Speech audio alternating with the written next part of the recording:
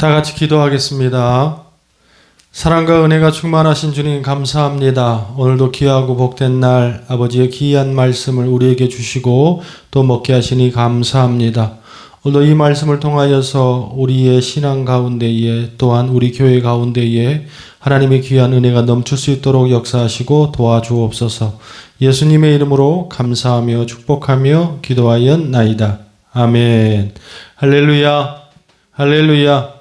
오늘은 말라기 3장 우리 7절에서 12절의 말씀 11조의 은혜를 누리라 11조의 은혜를 누리라라는 제목을 가지고 함께 말씀을 나누기를 원합니다. 한 번은 어느 부인이 몇 해를 거르고 걸러서 남편을 데리고 이제 교회를 왔어요. 이 남편은 교회에 별로 썩 좋은 감정을 갖지 않고 있는 사람인데 그 이유 중에 하나가 뭐냐면 교회 가면 맨날 돈 내라 그런다. 또 교회는 자꾸 사람을 속여서 돈을 착취한다. 뭐 이런 안 좋은 마음을 갖고 있었던가 봐요. 그래서 교회를 오지 않고 이 여자 권사님만 이 교회를 다녔는데 몇 해를 걸러서 행사 때가 돼서 이제 교회를 왔는데 하필이면 그날 설교가 또 헌금에 대한 설교를 또 하게 된 거예요. 그래서 그 남편이 어떻게 됐겠습니까? 예배도 다 드리지 않고 중간에 뛰쳐나오고 뭐 집안 대판 싸웠다 어쨌다 뭐 그런 말을 들은 적이 있습니다. 제가 오늘 11조의 설교를 하기를 원하는데 오해 없으시기를 바랍니다. 저는 이제까지 교회를 함께 해오면서 헌금에 대한 11조의 설교를 거의 해본 적이 없는 것 같아요. 그런데 중요한 것은 요즘에 11조의 문제, 또 헌금의 문제, 이러한 문제를 가지고서 많은 부분에서 오해가 있는 것 같아서 오늘 성경적으로 예물이란 무엇이고 또 11조란 어떤 것인지 우리에게 하나님께서 무엇 때문에 주셨는지 함께 좀 나누기를 원합니다. 어느 누가 이런 말을 합니다. 헌금 설교를 안 하거나 헌금 설교를 강요하지 않는 교회는 좋은 교회, 좋은 목사. 여러분은 과연 어떻게 생각합니까? 그 교회 가니까 그 목사님은 절대 헌금 설교를 안 해. 성도들에게 헌금을 강요하지 않아. 그래서 그 교회는 좋은 교회고 그 교회는 좋은 목사님이다. 성도들이 이런 말을 하는 것을 보았어요. 제 대답은 틀렸습니다. 제가 이제껏 헌금을 교육하지도 않고 신앙의 연배를 존중해서 넘어가는 것이 참 많습니다만 사실은 여러분이 헌금에 대한 부담을 덜 드리기 위한 것이 아니라 그만큼 여러분들이 하나님 앞에 헌신하고 무엇인가 하는 것에 대하여 이제는 하지 않아도 될 만큼의 연륜이 됐다고 생각했기 때문인 줄로 믿습니다. 잘 기억하셔야 됩니다. 그럼에도 불구하고 헌금에 대해 설교를 안 하는 것은 좋은 것이 아니라 또한 그것이 맞는 것이 아닙니다. 헌금 설교를 바르게 가르치고 또한 그거에 대하여서 바르게 헌신하기를 가르치는 것이 또한 우리 같은 목사들의 모습이기도 합니다. 그러면 왜 이런 모습이 나오는가? 요즘에 교회가 참 어지럽잖아요. 또 큰 교회들마다 또 교회 목사님들마다 그 귀한 예물을 가지고 참 이래저래 안 좋은 모습들이 참 보이잖아요. 그렇기 때문에 사람들이 오해를 하는 것 같은데 그럼에도 불구하고 신앙생활 가운데에서 예물이라는 것은 하나님 앞에 헌신이라는 것은 절대로 입을 다물고 있는 것이 아닌 줄로 믿습니다. 영국의 대설교가인 찰스 스펄전은 이렇게 강요한 것을 보았어요. 헌금에 대하여 가르치지 않고 설교하지 않는 목사는 목사로서 자격이 없다. 단지 안 하는 게 중요한 것이 아니라 바르게 가르치는 것이, 바르게 전하는 것이 가장 중요한 것이다. 할렐루야.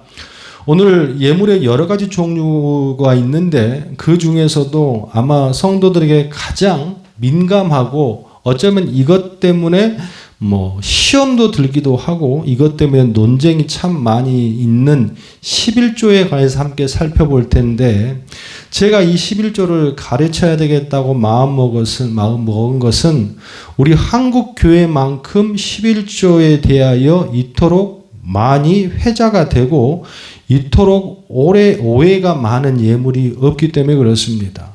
사람들마다 각 각기 생각은 갖고 있지만 거기에 대하여서 이 11조 특히 말라기 3장 오늘 본문의 말씀 7절부터 12절의 말씀이 참 이게 잘못 해석되어 있고 성도들이 참 잘못 생각하고 있구나라는 생각에 오늘 말씀을 좀 풀기를 원해요. 한국교회에서의 11조의 개념은 이렇습니다. 제가 한번 정의를 한번 내려볼게요. 11조 하면 첫 번째 뭘 받고? 축복을 받고, 11조 안 하면 뭘 받고? 저주를 받고. 이 말씀이 틀립니까? 맞습니까? 이 말씀이 다 틀렸다고 할 수도 없고 또한 이 말씀이 다 맞다고 할 수도 없습니다. 오늘 본문의 말씀 하나님께서 저주와 복에 대하여서 말씀하시기 위해서 주는 말씀은 아닙니다. 무슨 말이냐면 11조를 한다고 해서 축복을 받고 11조를 안 한다고 해서 저주를 받는다는 건 아니에요. 하지만 이게 다 맞는 말도 아니란 얘기예요. 그러면 한번 이 11조에 대하여서 말라기 구약이 마무리되는 이 시점에 하나님께서는 왜 이 말씀으로 마무리하고 계시는가 한번 들어가 하도록 합시다. 오늘 11조에 대한 하나님의 지침을 위해서는 오늘 본문만 똑 따서 봐서는 절대로 안 됩니다. 우리는 뭐 간혹가다 말씀을 볼 때에 뭐 이렇게 보시는 분들이 좀 많은 것 같아요. 이 말씀이 나에게 은혜가 돼. 이 말씀은 내게 주신 말씀이야. 라고 하는 말씀을 보면 앞뒤 문맥이나 그 말씀을 주신 상황은 전혀 보지 않고 그냥 마음에 감정적으로 와닿는 부분만 딱 따가지고 그 말씀을 받고 그 말씀을 해석하는 경우가 많은데 절대로 오늘 말씀은 말라기 3장 7절에서 뭐 12절 말씀, 12절 말씀을 그렇게 보면 안 돼요. 7절이 이렇게 되어 있잖아요. 7절 말씀이에요. 만군의 여호와가 이르노라 너희 조상들의 날로부터 너희가 나의 규례를 떠나 지키지 아니하였도다. 그런즉 내게 돌아오라. 그리하면 나도 너희에게로 돌아가리라 하였더니 너희가 이르기를 우리가 어떻게 하여야 돌아가리까 하는도다. 우린 여기서 가장 중요한 게 뭐냐면 하나님께서 지금 현상에 있는 사람들의 현상만 보고 말씀하시고 있지 않는다라는 거예요. 7절 말씀에 보니까 만군의 여호와가 이르노라 너희 조상들의 날로부터라고 기록되어 있습니다. 그러니까 이 말씀을 하기까지는 많은 시간 동안에 과거의 이스라엘 백성들에게 무엇인가 문제가 있었다 없었다? 있었다라는 걸 전제로 한다는 거예요. 자, 그렇다면 이 말씀의 배경이 뭐냐면 지금부터 잘 들으셔야 돼요. 조금 설명을 하고 들어갈게요. 이스라엘 백성들이 70년간의 바벨론의 포로 생활을 마치고 1차, 2차에 걸쳐서 다시 본국으로 다시 이스라엘 땅으로 돌아옵니다. 회유 정책으로. 근데 돌아오 보니까 나라가 어떻게 돼 있어요? 황폐해졌어. 성전은 무너졌고 이게 나라가 엉망이 된. 그래서 재건의 삽을 듭니다. 하지만 그들이 70년간의 신앙의 공백에서 나오는 여러 가지 내부적인 불신앙 또 사마리아인들의 외부적인 방해로 말미암아 재건이 잘 되질 않고 포기해요. 또한 사람들이 헌신해서 그걸 하려는 모습이 안 생기고 성전을 재건하다가 중단된 게 15년간 방치돼요. 이것을 하나님께 두어 볼 수 없다. 그래서 한 사람을 선택하셨죠. 그게 누구냐면 그 유명한 학개 선지자입니다. 학개 선지자. 학개 선지자를 통하여서 하나님께서 어떻게 합니까? 부흥의 시작을 알리고 성전의 재건을 재촉하십니다. 그게 유명한 학개서 1장 2장의 말씀이에요. 그래서 성전이 재건이 되죠. 성전이 재건이 되면 놀라운 일이 벌어질 걸 생각하면서 성전을 재건합니다. 그래서 어떻게 성전을 재건했어요? 근데 그 성전을 재건하면서 사람들의 마음은 어떻게 됐어요? 성전만 재건하면 우리가 하나님의 성전을 드리면 우리에게 뭘 주실 거야? 복 주실 거야. 이게 문제인 것 같아요. 주님 앞에 뭘 나갈 때에 자꾸 거래를 하는 모습. 그냥 본연의 마음을 가지고 하나님을 사랑하는 마음으로 성전을 재건하면 재건하고 성전을 지고 헌신하면 그걸로 하나님을 드리는 거지 뭘 자꾸 이유를 달고 그런데 중요한 것은 그렇게 했는데 그런 상황 가운데 보답이 안 와. 마치 애들이 엄마 내가 방 치우면 엄마 맛있는 거 줄 거예요? 뭐 용돈 줄 거예요? 그런데 용돈을 안 줘. 맛있는 걸 안 줘. 그러면 그 아이들의 마음이 어떻게 되죠? 상하죠. 기분 나쁘죠. 때를 쓰죠. 그런 모습이 돌아와 버렸단 말이에요. 성전을 재건했는데 무엇인가 잘 풀리고 무엇인가 해결됐죠. 근데 별로 달라진 게 없어. 웬걸? 복을 주시기는커녕 생활은 점점 더 팍팍해지고 사람들은 어떻게 더 점점 힘들어져 간 상황이 됐단 말이에요.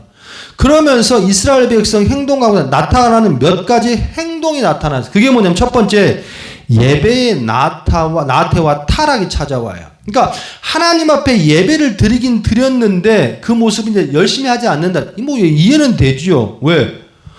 헌신하고 봉사해도 별거 없어. 뭐 이런 마음들이 있는 거예요. 아니 죽을 힘을 다해서 성전을 지어놨더니 축복받을 줄 알았더니 왜 별다른 거 없어. 그러면 예배 가는데 기쁨이 와요 안 와요? 와야 되는 게 맞지. 그런데 사람들이 목적이 하나님이 아니니까 복이었기 때문에 그 예배가 재미없는 거예요. 여러분의 삶 가운데 돌아봐야 될 줄로 믿습니다. 여러분은 과연 오늘 이 시간에 무엇 때문에 예배를 드려요? 혹 내가 예배를 드리고 기도하고 헌금하면 하나님께서 뭔가 주시겠다는 마음을 가지고 그런 신앙으로 가다 보면 반드시 찾아오는 게 있어요. 뭐예요? 본전 생각나요. 그러면 예배가 재미가 없어요. 하나님이 재미가 없어요. 이스라엘 백성들이 그런 모습이 나타나는 거예요. 두 번째 그러다 보니까 예물에 대한 타락이 와. 예물에 대한 타락. 이게 무슨 말이냐면 예배를 안 드릴 수는 없어. 하나님을 믿는 백성이니까 예배를 안 드릴 수는 없고 여러 가지가 무섭기도 하고 뭐 찜찜하기도 하고 옛날에 어떤 성도가 그런 말을 했어요. 아이고 교회만 가면 실제로 상담한 성도인데 교회만 가면 잔다는 거예요. 그래서 뭐 1시간 동안 30분 동안 그래 자다 온다는 거예요. 제가 그랬습니다. 그럼 교회를 왜 가십니까? 오늘도 교회 가야 되는데 그러면 가서 잔다는 거예요. 근데 교회를 왜 가십니까? 대뜸 우리 교회 성도가 아니고 대뜸 그 성도가 나한테 했단 말이 뭐냐면요. 혹시나 불안하잖아요. 혹 내가 교회 안 가서 애들이 다치면 어떡해요? 또 아니면 일이 잘 안 되면 어떡해요? 근데 우리한테 이런 모습 있어요? 없어요? 있어요? 없어요? 있어요. 이런 사람들에게 첫 번째 짚어보고 우리가 봐야 될 게 뭐냐면 그 신앙의 본질을 봐야 한다는 거예요. 그 사람은 하나님을 만나러 가는 것이 아니라 자기를 위해 예배하러 간다는 거예요. 근데 그런 사람들에게 두 번째 나타나는 게 뭐냐면 예물의 타락이 와. 언짢하고 찜찜해서 예배는 드리러 가. 이스라엘 백성들 언짢하고 찜찜해서 안 갈 수는 없고 그래서 예물 드리러 가는데 그 예물을 들어가는데 정말 하나님을 사랑하는 마음으로 가는 것이 아니기 때문에 어떻게 해요? 가긴 가지만 성경에 어떻게 기록되어 있어요? 빈손 들고 가라고 그랬어요? 그러지 않잖아요. 감사하는 마음을 담아가지고 예물을 준비해서 주님을 찾을지어다 그랬거든? 근데 빈손 들고 갈 수는 없잖아. 성전을 통과해야 되는데 뭔가는 들고 가야 되는데 기쁨이 없어. 아이고 뭐 교회 가봤자 별다른 것도 없고 뭐 복 주는 것도 없고 근데 안 갈 수는 없어. 그러다 보니까 어떻게 되는 거예요? 예물의 타락이 와. 예물의 타락이 온다는 게 뭐냐면 학개서 말씀에 1장 2절에 그대로 기록되어 있어요. 백성들이 주님 앞에 나아가는데 주님 앞에 나아가는데 어떻게 흠있고 부정하고 이런 것들을 갖고 가면 안 되거든. 자기가 먹는 것보다 더 귀하고 좋은 걸 주님 앞에 드리는 사랑하는 마음을 가지고 드려야 되는데 이제는 그런 마음이 없으니까 가긴 가야 되겠고 안 되니까 마치 주머니에 꼭이 10,000원 한 장, 1,000원 한 장 집어넣는 것처럼 할 수 없이 예물을 드는데 성경에 뭐라고 학교서에 기록되어 있냐면 눈먼 것, 병든 것, 상한 것, 저는 것들 예물의 타락이 오는 것들을 하나님이 드리기 시작하는 거예요. 그런데 중요한 건 그마저도 안 가져오는 거예요. 안 가져오는 거예요. 그러면서도 예배는 또 드리러 가. 왜? 안 갈 수는 없으니까. 어쩌면 여러분들 이런 모습들이 혹시 이 주일날 아침에 우리의 모습이 아닌가 돌아봐야 한다는 거예요. 오늘 제가 뭐 예물 그런 것 들여다 책망하는 게 아니라 11조라는 이 하나님의 이 축복의 말씀이 왜 나왔는지를 설명하기 위해서 이 말씀을 드리는 거예요. 왜? 학개와 말라기는 연결되어 있으니까. 근데 중요한 것은 무엇이냐면 그마저도 안 갖고 오더라는 거예요. 근데 여기서 문제가 생깁니다. 뭔 문제가 생기냐면 나 같은 목사들, 제사장들에게 문제가 생겼어. 어떤 문제가 생깁니까? 레위 지파에는요, 그 땅에 이 땅에서 난 분깃을 먹게 되어 있지 않아요. 레위지파들은 뭘로만 먹어야 돼요? 성전에 들어오는 것으로만 먹어야 되는 거예요. 그런데 중요한 것은 사람들이 어떻게 성전을 지어놓고 별 축복이 없고 그러다 보니까 성전을 찾는 횟수도 줄고 성전에 가져오는 예물도 병들고 눈먼 것 이런 것들을 갖고 온다는 거지. 자, 그러면 사람들이 그런 걸 가지고 예배드리겠다고 왔어. 그러면 성경의 구약법상으로 그런 사람들을 내쫓아야 됩니다. 이거 받을 수 없어. 너 다시 가져와. 성경에 그렇게 기록되어 있지. 하나님이 이렇게 너를 대우하셨어. 그러면서 책망하면서 바른 예물을 갖고 오게 하고 드리게 해야 되는 그런 사명이 있는 게 레위지파고 또한 여기에 있는 목사들이에요. 성도들이 잘못하고 백성들이 잘못하면 영적으로 그걸 분반해주고 그것을 가르쳐야 되는 게 목사들이고 레위지파에 따른. 그런데 우리도 사람이잖아. 무슨 말이냐면 먹고 살아야 되는 상황이 발생되잖아요. 제사장들이 레위지파들이 사람들이 가져오는 그 예물을 가지고 먹어야 되는데 예물을 안 가져와. 또 가져왔는데도 막 변변치 않은 것들을 가져와. 자꾸 상한 것들을 가져와. 그러면 내보내야 돼. 레위지파들 굶어 죽든 어쨌든 간에 바르게 말씀을 가르치고 바르게 해야 한다는. 그런데 이 성도들의 타락은 곧 목사들의 타락과 반드시 연결되어 있습니다. 그거를 이 레위지파들이 통제를 못하는 거예요. 뭐 때문에? 먹는 것 때문에, 입는 것 때문에. 그거라도 안 받으면 어떻게 되는 거예요? 그거라도 안 받으면 이제 레위지파 자체도 먹을 수 없는 상황까지 온 거예요. 그래서 어떻게 됩니까? 형식적인 예배, 형식적인 제사가 절정에 이릅니다. 가만히 돌아보면 시대는 몇천 년이 흘렀지만 이 모습이 우리의 모습과 별 다를 게 없는 것 같아요. 그런 반면에 이스라엘 백성들에게 또 하나 있을 수 없는 일들이 생겼어. 그게 뭐냐면 이스라엘 백성과 이방인들과의 통혼이 시작됐습니다. 이스라엘 백성들은 가만히 보니까 옆 나라의 사람들을 보니까 옆 민족들을 보니까 하나님 한 분이 아니고 신이 여러 개인 거예요. 근데 걔네들 잘 살아. 그러니까 이 신도 주고 바알도 신고 아세라 신도 복을 주고 뭐 별신이 막 다 복을 주는 것 같아. 잘 사는 것 같아. 근데 우리 하나님은 성전까지 지어주고 날마다 예배하는데 우리의 삶이 그닥 썩 그렇지 않아. 그러면 지금 같으면 어떻게 합니까? 그냥 그 신상 모셔놓고 그냥 예배 드리고 그 모시면 돼. 근데 그때는 그런 시대가 아니거든. 그래도 선민이잖아. 하나님 택함 받은 백성이잖아. 쉽게 말해서 이런 거예요. 교회 다니는데 집에다 불상 앉혀놓을 수 있어요? 교회 안수 집사인데 교회 집에다가 물 떠놓고 석가모니 빌 수 있어요? 그렇게는 안 되는 거예요. 그렇기 때문에 이들이 방법을 찾아낸 게 그게 뭐냐면 통혼이에요. 통혼.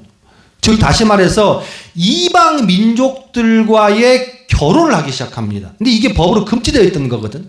근데 이방 민족들과 결혼을 하면 당연하게 저 이방 여자들과 이방 남자들이 어떻게 그 사람만 오는 것이 아니라 뭘 가져와? 신도 같이 갖고 오게 되는 거예요. 그래서 집안에 신이 2개가 되고 3개가 되고 4개가 되고 이렇게 하는 거예요. 그 이유는 뭐냐면요. 그 신을 섬기고 싶은 목적이 맥락 딱 한 가지예요. 뭐예요? 뭐죠? 저 신을 모시면 내가 뭐 할 수 있어? 잘 살 수 있겠구나. 돈을 벌 수 있겠구나. 정말 신을 위한 것이 아니라 자기를 위한 믿음 종교 생활로 완전히 변해버리는 모습이 그 시대에 성전을 재건하고 나서의 회복된 후에 이스라엘 백성들 모습이었다라는 거예요.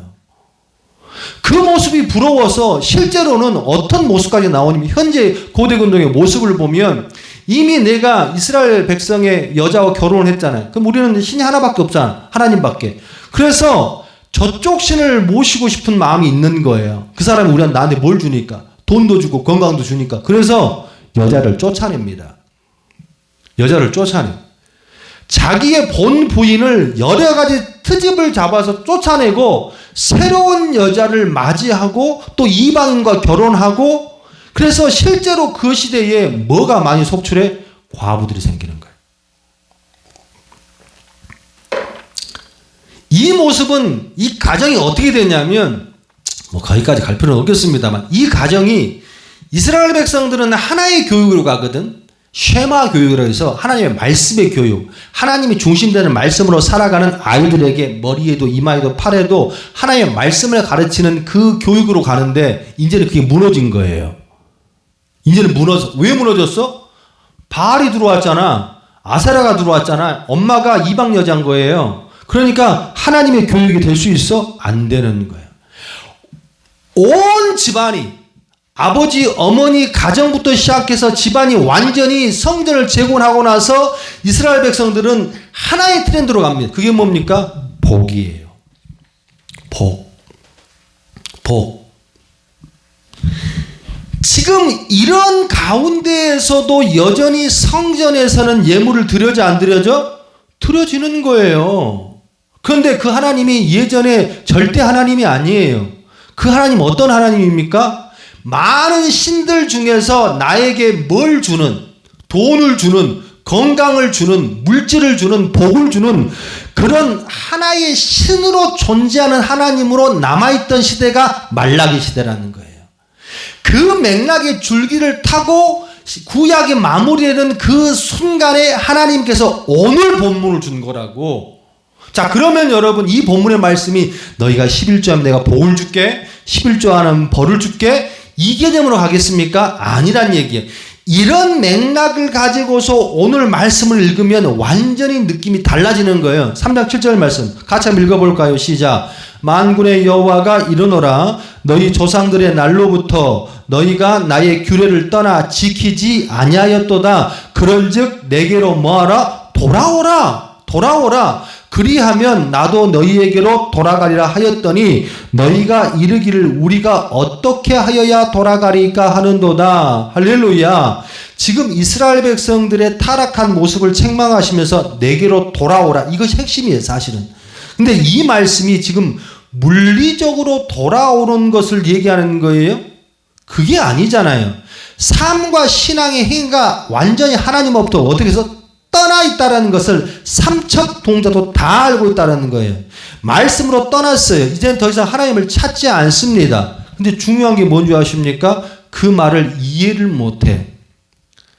목회를 하다 보면 가장 힘들고 가장 가슴 아픈 게 뭔지 아십니까?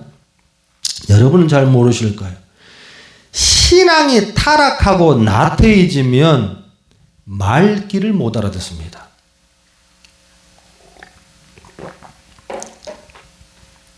이유를 막론하고 하나님의 말씀을 이해하지를 못해. 왜? 이미 정신이 딴 데 있다 보니까 자기 주관으로만 생각하고 자기 생각의 가치관을 하다 보니까 무슨 말을 해도 그 말씀을 정말 이해를 못합니다. 지금 이스라엘 백성들이 딱 그 모습이에요. 하나님께 뭐라고 그랬습니까? 돌아오라. 너희 조상들도 그랬고 나의 규례를 떠났잖아. 그러니까 돌아오래. 그러면 알아먹어야 될 거 아니에요. 우리의 신앙이 좀 문제가 있다. 알아먹어야 될 거 아니야. 그런데 이들이 항변하고 대들어요. 이 말 끝에. 우리가 언제 떠났습니까? 우리가 언제 예배를 안 드렸습니까? 우리가 언제 성전을 떠났습니까? 이렇게 대드는 사람들을 지금 상식적으로 설명하면서 예를 든 게 8절부터 12절 말씀이에요. 자, 8절에 보니까 사람이 어찌 하나님의 것을 도둑질하겠느냐? 그러나 너희는 나의 것을 도둑질하고도 말하기를 우리가 어떻게 주의 것을 도둑질하였나이까 하는도다. 이는 곧 11조와 봉헌물이니라. 아멘. 이 말씀 때문에 11조에 대한 많은 오해가 있어요. 이 말씀을 여러분들이 생각하는, 한국교회가 생각하는 11조를 하면은 뭐에? 도둑질한다. 또 이 말씀을 강단에서 이용하잖아요. 너희는 11조 안에 11조만 해봐. 그러면 축복받을 수 있어. 너는 왜 하나님 거를 도둑질해? 이런 얘기입니까? 말의 뉘앙스는 여러분 그 말의 의미와 문맥을 잘 보고 해석해야만 그 의미가 돌아온 걸 반드시 기억해야 합니다. 예를 든다면 야, 너 참 잘한다. 이거 잘한단 말이에요, 못한단 말이에요? 잘한단 말이잖아요. 너 참 잘한다. 그런데 똑같은 단어예요. 야, 너 참 잘한다. 이 말은 단어는 똑같지만 뉘앙스는 같아 틀려. 다르다라는 거지. 이 말씀은 무슨 말이냐면 말라기 3장 8절에 있는 말씀은 뭐냐면 너희가 10분의 1만 교회에 들여봐. 그럼 축복을 받아. 10분의 1만 주님과 함께 해봐. 그럼 뭐든지 다 줄 거야. 그리고 뭡니까? 너희가 그렇게 하지 않으면 저주를 받아. 이런 의미로 말씀을 준 게 아니라는 거예요. 간단히 예를 든다면 이런 거야. 대학을 입시 보는 요즘에 뭐 대학 입시철이잖아요. 대학 입시를 보는 애들이 입시를 보는데 똑 떨어졌어. 시험 끝나고 얘가 찾아왔습니다. 아버지 1년만 더 좀 밀어주세요. 열심히 해볼게요. 그래서 아버지가 재수학원에 용돈에 무슨 뭐 다 대줬어. 그 다음간 또 떨어졌어. 근데 그 또 재수 3수가 되는 거죠. 얘가 찾아왔습니다. 찾아왔는데 아버지 이번에는 좀만 더 밀어주세요. 뭐 그래서 용돈에 학원비에 3수까지 밀었어. 그 다음에 또 밀어줬는데 또 떨어졌어. 그럼 뭐 사수인가요? 사수부터는 사수라고 하지 않아요. 그때부터는 장수라고 그래요. 장수. 근데 세 번, 네 번에 또 떨어졌어요. 근데 오수를 하게 생겼어. 어? 그런데 이 아이가 5번째 떨어지고 나서 아버지에서 찾아옵니다. 아버지 한 번만 더 부탁할게요. 제가 열심히 노력해가지고 뭐 한번 또 해볼게요. 그러면서 아버지가 이 아이를 훑어봤어. 근데 얘는 지금 가망이 없어 보여.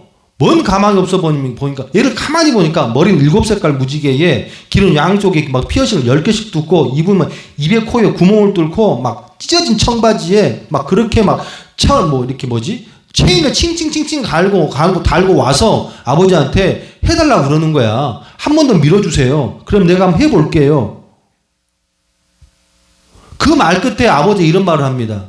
야, 좀 머리라도 좀 제대로 자르고 옷이라도 제대로 좀 입고 와. 그리고 난 다음에 뭔가 좀 해달라고 부탁을 해도 해야 내가 들어주지 않겠냐? 내가 너 이제까지 4년 동안 5년 동안 안 밀어줬니? 근데 뭐 이게 뭐냐? 최소한대로 아버지한테 찾아올 때는 그만한 좀 예의를 좀 갖춰야 되는 거 아니냐?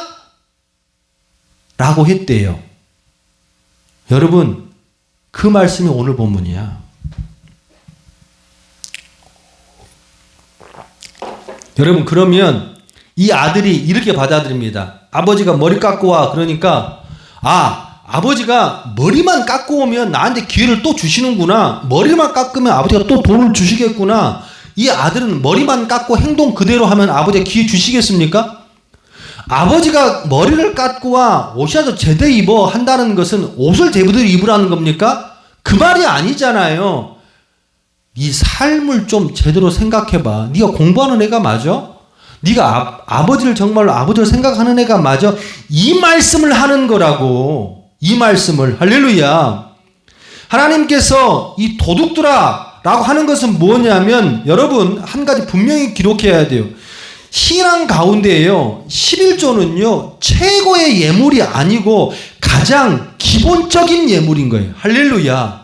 하나님 뭐라고 말씀하십니까? 8절에 사람이 어찌 하나님의 것을 도둑질하겠느냐? 그러나 너희는 나의 것을 도둑질하고도 말하기를 우리가 어떻게 주의 것을 도둑질하겠나이까 하는도다. 이는 곧 11조와 봉헌예물이라.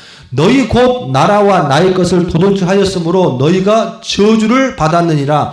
10절에 만군의 여호와가 이르노라. 너희의 온전한 11조를 창고에 들여 나의 집에 양식이 있게 하고 그것으로 나를 시험하여 내가 하늘문을 열고 너희의 복을 쌓을 것이 없도록 붙지 아니하나 보라. 한 가지 분명히 알아야 될 게 있습니다. 그 당시 이스라엘 백성들의 11조는요. 여러분이 생각하는 11조 개념이 달라요.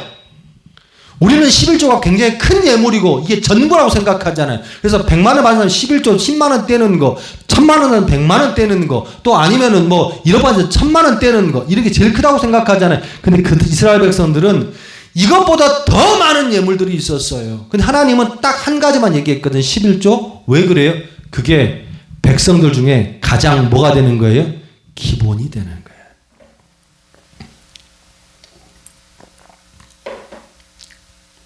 근데 우리는 그 11조를 어떻게? 도구 삼잖아요. 많은 사람들이 이 11조를 이런 얘기도 합니다. 11조는 구약의 잔재물이야. 구약의 율법의 잔재물이기 때문에 이거 안 해도 돼. 왜? 예수님이 십자가에 달리심으로 말미암아 율법을 완성하셨잖아. 그렇기 때문에 그냥 마음대로 마음에 다른 대로 헌금하면 돼. 여러분, 하나만 알고 둘은 모르는 거예요. 여러분, 11조는요, 구약의 율법에 기록된 말씀이 아니에요. 율법 전에 이미 창세기에 드러났던 이 하나님의 마음이 담긴 것이 예물이에요. 뭐 설명에 너무 시간이 오래 걸리니까 간단히 설명을 드리면 창세기 14장에 아브라함이 누굴 찾으러? 동생 롯을 찾으러 들어갔다가 중동의 한복판에서 9개 부족과 싸워서 그 모든 토산물을 갖고 오면서 시작되는 것이 11조의 시작이었어요. 아브라함이 조카 롯이 사마리아 성에 있을 때에 어떻게 됩니까? 끌려갑니다. 중동 전쟁에 휩쓸려서 조카 롯이 끌려가. 이 소식이 아브라함에게 들리는 거예요. 그래서 아브라함이 집에 있는 가병들을 데리고 그 중동 전쟁 한복판에 끼어들어가요. 이게 말이 됩니까? 그냥 한 집안의 사람들이 한 300명 데리고 가서 그 전쟁 가운데에 싸움에 끼어들어요. 그런데 다 익어버렸대. 그러면 아브라함이 어떤 마음이 들까요? 굉장히 어깨가 들썩하지 않겠습니까? 난 대단한 사람이야. 난 굉장히 힘이 있어. 그러면서 탁 나오고 있었어. 그런데 그때에 어떻게 멜기세덱, 살레망 멜기세덱이 나오면서 아주 기막힌 말을 하거든. 자, 참 찾아보고요. 창세기 14장 17절로 요거 하고 마무리합시다.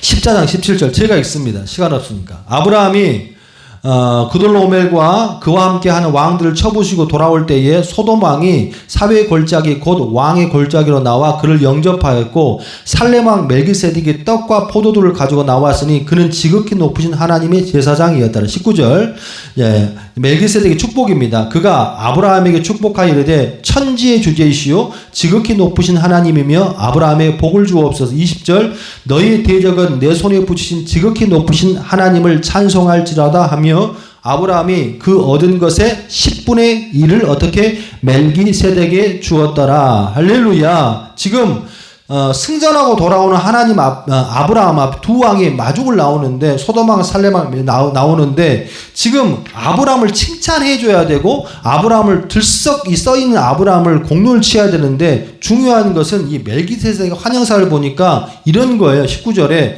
천지의 주제이시오 지극히 높으신 하나님이여 아브라함에게 복을 주옵소서. 이 말도 뭐냐면 산통을 깨는 거예요. 아브라함에게 야 아브라함 정신 차려. 정신 차리라고. 네가 힘이 있어서 무엇인가가 있어서 어떻게 이 전쟁을 이긴 게 아니야. 너는 거기 가서 죽어서 뼈도 못 추릴 수 있었어. 그런데 누가 도왔어? 누가 도왔어? 하나님이 도와서 지금 네가 이 전쟁을 승리한 거야. 그러면서 아브라함이 정신이 번쩍 든 거예요. 아 그렇구나. 이 땅의 삶 가운데의 모든 일, 이 땅의 삶 가운데의 재물, 이 땅의 삶 가운데의 여러 가지의 것들이 내 힘이 아니라 누구의 도움이 없으면 하나님의 도움이 없으면 내가 아무것도 할 수 없구나. 그런 고백을 담아서 드리기 시작한 게 그게 그게 11조예요. 할렐루야. 그러니까 이 11조가 지금 말라기 3장 7절과 12절의 말씀 가운데에 요거 안 드리면 저주받고 요거 드리면 축복받고 이 개념입니까? 이 개념이 아닙니다. 11조의 가장 큰 의미는 뭐냐면 내 삶 가운데에 내 인생 가운데에 모든 것의 주인은 누가 되십니다? 하나님이 되십니다. 이게 신앙의 기본이고 이게 신앙의 가장 큰 베이스라는 거야. 할렐루야. 근데 우리는 그걸 뭐예요? 축복의 도구로, 물질을 늘리는 도구로, 무엇인가 얻어내는 도구로 쓰고 있는 거 아니냐는 거. 우리는 왜 10분의 1이냐? 10분의 2지, 10분의 3을 드리면 되지. 이스라엘 백성들 중에 1이라는 이 숫자는 뭘 의미해요? 다, 모두, 전부. 이러한 것들을 지금 뭐 하는 거예요? 상징하는 거예요. 할렐루야. 그래서 하나를 드린다는 것은 모든 것을 다 드리는 거예요. 할렐루야. 그래서 11조가 세금 조자가 아니고 뭐예요? 가치 조자입니다. 많은 것 중에 하나를 드리지만 이 모든 것은 누구의 것입니다? 아버지의 것입니다. 할렐루야. 반주 주세요. 여러분은 과연 이 시간에도 예물을 드리고 11조를 드리고 헌금을 드리고 나아가는 줄로 믿습니다. 그런데 과연 여러분들은 어떤 마음을 갖고 드리세요? 어쩌면 구약의 그 이스라엘 백성들처럼 요거 안 드리면 큰일 날까봐 아니면 벌 받을까봐 그런 쪼잔한 하나님을 왜 믿습니까? 하나님의 11조 드리는 그 물질, 그 떡 가지고 여러분 하나님께서 배불리 먹으십니까? 하나님이 받으시는 가장 중요한 건 뭐예요? 뭡니까? 바로 마음에서 시작되는 예배요, 마음에서 드리는 예물일 줄로 믿습니다. 말씀을 마무리하기를 원해요. 1997년도 11월에 IMF가 터졌어요. 우리나라 국민치고 은행이 문 닫을 걸 상상을 한 사람이 있었겠습니까? 그때 저 군대에 있을 때인데 없었을 거예요. 근데 실제로 광복일에 최고의 위기라고 말하던 은행이 문을 닫고 기업이 몰살하는 사건이 터집니다. 그러면서 온 곳마다 또 회사마다 기업마다 생겨난 운동이 하나가 있습니다. 그게 뭡니까? 금모으기 운동이죠. 그리고 또 하나 슬로건 하나가 있어요. 그게 뭐냐면 제로 베이스. 그 시대를 살았던 사람은 기억하실 것 같아요. 이 제로 베이스 운동이라는 건 두 가지를 말하는. 첫 번째는 뭐냐면 처음부터 다시 시작하자. 두 번째는 뭐냐면 본질에 대해서 점검하자. 우리가 너무 거품이 많았다는 거예요. 우리가 너무 허황됐다는 거예요. 그래서 나라가 제로 베이스 운동을 했어요. 제가 문득 이 얘기를 왜 하면서 마무리를 짓냐면 지금의 우리의 신앙이 제로 베이스 신앙이 되어야 될 줄로 믿습니다. 할렐루야. 무엇인가를 받기 위하여서 무엇인가를 늘리기 위하여서 신앙이 아니라 본질로 돌아가야 돼. 하나님을 바라봐야 될 줄로 믿습니다. 신앙이 떨어지면 교회가 안 나오는 게 먼저가 아니고 예물이 부담스럽고 눈먼 것들을 드리기 시작하고 핑계를 대기 시작한다는 거예요. 한국교회가 그런 시대가 됐습니다. 감자 하나 고구마 하나 아낌없이 드리면서 하나님에 감사하던 시대가 아니라 이제는 대가를 바라는 물질의 시대로 된 것 같아요. 저는 이런 말을 할 수 있는 자격도 안 되고 큰 목사도 아니지만 이 말씀을 듣고 이 말씀 함께 공유하는 성도들에게 또 방송을 본 모든 성도들에게 제로 베이스의 신앙으로 돌아가자는 말을 선포하기를 원합니다. 단돈 100원이라도 과인 하나라도 마음을 담아 드려보세요. 그것이 곧 축복의 길이고 그것이 곧 하나님이 원하시는 예물일 줄로 믿습니다. 11조가 아까워지기 시작합니까? 그 11조가 문제가 아니고 당신의 신앙에 문제가 있는 거예요. 소원하고 축복합니다. 하나님은 말라기의 말씀을 주시면서 벌을 주시겠다고 하신 말씀이 아닙니다. 너희가 그렇게 하면 돌아오면 마음을 다시 잡으면 내가 하늘문을 열고 너희에게 더해줄게 라는 말씀을 하고 싶은 줄로 믿습니다. 여러분의 신앙이, 여러분의 가정이, 또 여러분의 사업장이, 여러분과 함께하는 모든 사람들이 이런 은혜의 축복을 누리기를 주님의 이름으로 축원합니다. 기도하겠습니다. 사랑의 주님 감사합니다. 오늘도 귀한 복된 말씀을 우리에게 주시고 허락하여서 예물에 대해서 함께 살펴보았습니다. 우리의 믿음 가운데에 다시 한번 나의 신앙을 돌아보게 하시고 부족한 나의 마음을 다시 한번 회복시켜 주옵소서. 마음으로 드리는 예물 되게 하옵소서. 진정으로 주님 앞에 사랑으로 드리는 예물 되게 하옵소서. 오늘도 귀한 예물을 드린 손길 가운데에 축복하여 주옵시고 이 예물이 선교의 복음화가 되는 데에 쓰이게 하시고 하나도 땅에 떨어지지 않고 주님 앞에 다 들림받고 하나님 앞에 하나 쓰임받음으로 말미암아 그 가정마다 사업장마다 또한 있는 모든 곳에 축복이 임하기를 주님 함께하여 주옵소서. 모든 것 주님께 맡기오며 예수님의 이름으로 감사하며 축복하며 기도하였나이다. 아멘.